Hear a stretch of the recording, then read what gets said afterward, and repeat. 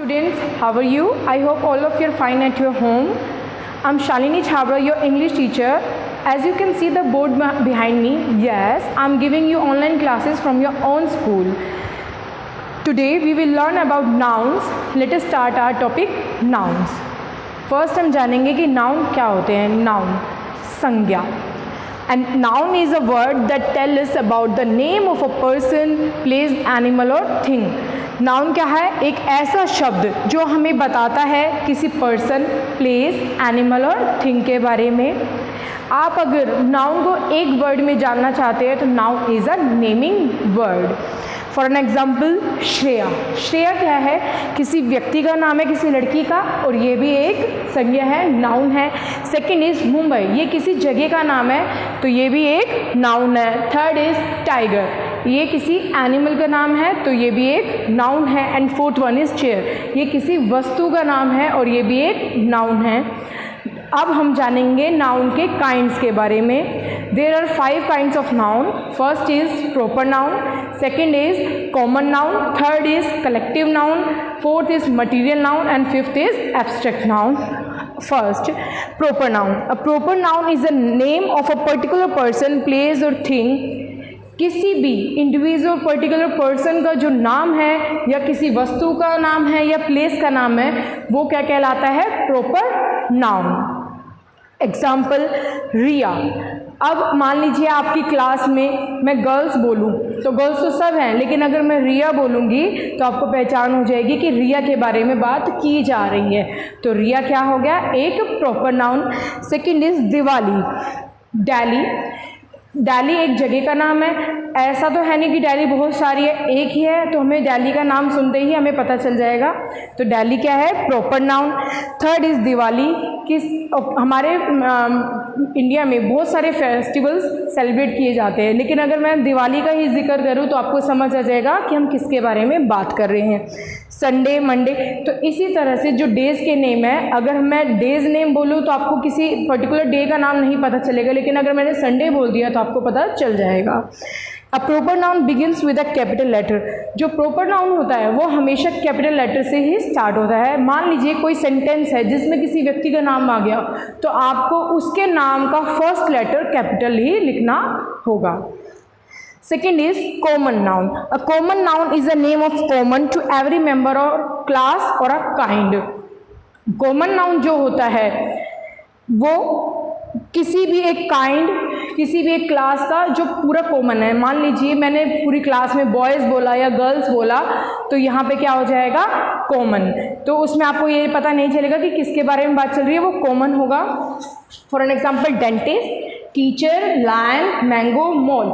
अगर मैंने डेंटिस्ट का नाम बोल दिया, जब तक मैं ये मेंशन नहीं करूँगी कि वो कौन है या मेल है या फीमेल, तो आपको नहीं पता चलेगा. तो dentist is a common noun. Second is teacher. आपको इसके बारे में भी जब तक मैं मेंशन नहीं करूँगी आपको ये नहीं पता चलेगा कि मैं किस टीचर के बारे में बात कर रही हूँ अगर मैं उनका नाम नहीं लूँगी. Third is lion. अगर किसी लायन का कोई अगर स्पेसिफिक नेम है तो वो प्रॉपर नाउन है, अदरवाइज वो एक एनिमल के काइंड में आ जाएगा, तो ये एक कॉमन नाउन है. ऐसे ही मैंगो, ये भी फ्रूट्स नेम में आ जाता है, लेकिन अगर मैं किसी मैंगो के टाइप बताऊं जैसे अल्फेंजो तो वो एक प्रॉपर नाउन हो जाएगा, लेकिन मैंगो एक कॉमन नाउन है. And last one is mall. Mall, किसी मॉल का नाम ले लिया मैंने, मान लीजिए मैंने एम्बियंस मॉल बोला तो उसमें क्या हो जाएगा? वो प्रॉपर नाउन हो जाएगा, लेकिन अगर मैंने ओनली मॉल ही बोला है तो वो कॉमन नाउन हो जाएगा. अब हम इसके थर्ड पार्ट कलेक्टिव नाउन के बारे में जानेंगे. A collective noun is the name of a group of a person और thing taken together as a whole. Collective noun क्या होता है? किसी भी ग्रुप का या ग्रुप ऑफ पर्सन या ग्रुप ऑफ थिंग्स के बारे में बताता है हमको, जो पूरा एक साथ जिसमें हम लेकर चलते हैं, मतलब समूह. फॉर एन एग्जाम्पल, पीपल, व्यक्तियों का समूह, जिसको हम डिफाइन करते हैं टीम से, क्लास से. तो अ टीम ऑफ प्लेयर्स, खिलाड़ियों की team. A class of students, students की क्लास. एनिमल्स में pride, pack. A pride of Lions, जो लायंस का जो समूह होता है उनको. और जो अ पैक ऑफ वोल्स, जो वोल्स का जो समूह होता है वो. Things, bunch, bundle. A bunch of grapes, grapes का गुच्छा. अ बंडल ऑफ स्टिक्स, जो लकड़ी है उनका गट्ठर, तो उसको हम क्या बोलते हैं, बंडल। तो ये जो हमने team, class, pride, pack, bunch और बंडल वर्ड यूज़ किए, ये हम उनके समूह को इस नाम से जानते हैं। Fourth is material noun. A material noun is the name of material of which a thing is made. It refers to substance. It's always singular. Material noun वो होता है जिससे कोई चीज़ बनी होती है, ये हमेशा सिंगुलर होता है और ये जो चीज़ जिससे बनी है उसको बताता है।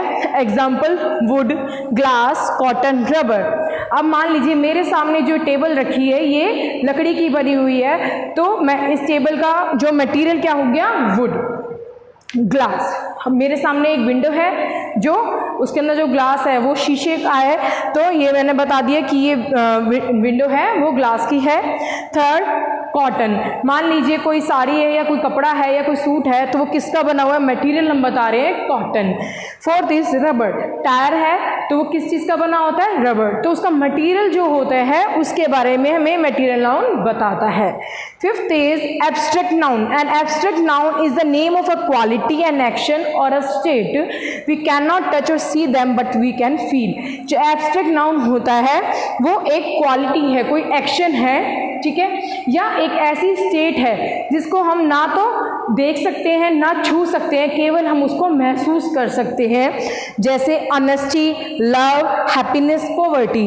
अब मान लीजिए कोई व्यक्ति जो बहुत ही ऑनेस्ट है, तो हम उसको देख नहीं सकते उस चीज़ की कि उसकी ऑनेस्टी, या उसको हम टच नहीं कर सकते, लेकिन हम उसकी ऑनेस्टी फील करते हैं। कोई लव है या हैप्पीनेस है या गरीब है कोई इंसान, तो हम उसकी गरीबी को ना तो छू सकते हैं ना उसको हम सिर्फ केवल फील कर सकते हैं। आई होप आपको ये चैप्टर समझ आया होगा। ये टॉपिक अच्छे से पढ़िएगा, इससे रिलेटेड जो बुक एक्सरसाइज है वो आप करिएगा। मिलते हैं नेक्स्ट वीडियो में, तब तक बाय बाय, टेक केयर।